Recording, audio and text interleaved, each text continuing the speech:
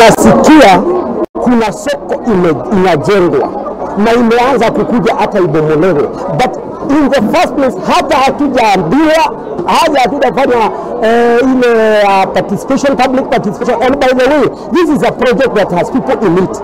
Kwa hivyo this has people opinion when they are affected by this project. Number 2, hatujaonyeshwa mahali pa kwenda, hakuna any procedure imefanywa. So we are very much aware they came, wanafanya mikutano kule nje na ndio tumejulishwa ati kuna wanakuja kuanzia maneno ya soko. So we were asking procedure ilianzia wapi?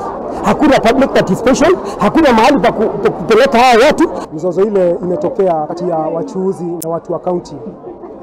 Ni vile tu hawaku communicate vizuri ile mambo ambayo wanakuja kufanya kwa hii soko. Kwa hivyo mzozo ilitokea sababu ya kuwa hatukuwa tumefahamu vizuri. Hata sasa hatujaelewa hii mambo ya sampling ya mchanga ilitokea wapi na pahali imefika kwa nini na imefika aje, sababu hakuna jambo lolote ambalo kamati ya soko imeinvolviwa nayo. Because I do believe if there is something to start, you have to start with the leadership of the market, then after that you continue with the project as it is anticipated.